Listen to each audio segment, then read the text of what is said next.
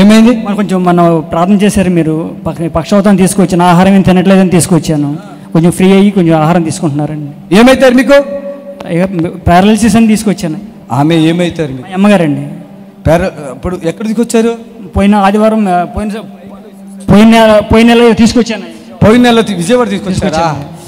అప్పుడు మీరు ఇక్కడ ఎక్కడున్నారు అసలు? మాది ఒట్లూరు అయ్యా. ఏలూరు ఒట్లూరేనా? అప్పుడు నుంచి ఎన్నిసార్లు ఫోన్ చేసావయ్యా? చాలా కష్టాలు నువ్వే పడుతున్నావు కదా. చాలా బాగున్నారు ఇప్పుడు మీరు. మాట్లాడు. ఎన్ని సంవత్సరాలుగా బాధపడుతున్నారు ఎట్లాగా మీరు? ఎన్ని సంవత్సరాలు? సంవత్సరం. ఎట్లా మంచులోనేనా? మీరే చేసుకోవాలి కదా. మీరేం పని చేస్తారు? నేను ఆటో డ్రైవర్. ఆటో డ్రైవర్ తల్లికి అన్ని పారాలసిస్ వచ్చినందుకు కుమారుడు చేస్తాడు. ఇది ఎవరు? ఒట్లూరు అండి. ఒట్లూరు. మాకు చాలా చాలా ఫోన్లు చేశారు, మీకు డబ్బులు కూడా లేవు వీళ్ళ దగ్గర కదా. వచ్చారా? మన కానుక ఇచ్చారా? మన కొంచెం ఇచ్చారు, ఇప్పుడు ఇస్తున్నారు. అయితే వచ్చేసేయండి. మీ అమ్మ బాగుందా? ఎంత? 100, 200, ఎంత? 100 వరకు పర్లేదు. 100 పర్లేదా? ఇంకా ఉందా బ్యాలెన్స్? అయితే అది మీది ప్రాబ్లం, నాది కాదు. చప్పట్లు కొట్టండి గట్టిగా. నువ్వు చెప్పమ్మా, ఎట్లా ఉన్నావు అసలు? ఇంత ఆనందంగా ఉన్నావు కదా ఇప్పుడు?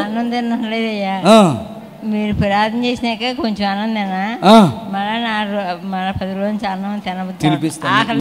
ఇప్పుడు ఎప్పుడో ఫోన్లు చేస్తారు కదా. ఒక బ్రదర్, మీరు పాపం చాలా కష్టాలు ఉండి వచ్చారు కదా. మమ్మీ ఓకే కదా? 100% చప్పట్లు కొట్టండి. ఎంత నరకం అండి తల్లికి అన్ని చేయటమంటే. కాళ్ళు చేతులు పడిపోయిన తల్లికి అన్ని చేయటం కదా. ఎంతకాలంగా చేస్తున్నారు? 1 ఇయర్ నుంచి చేస్తున్నారు. 1 ఇయర్ నుంచి చేస్తున్నారు. ఏడుస్తున్నాడు, ఎంత బాధపడుతున్నాడు. నేను ఆటో నడుకుంటా, డబ్బులు కూడా లేవు హైదరాబాద్ రావడానికి నాకు.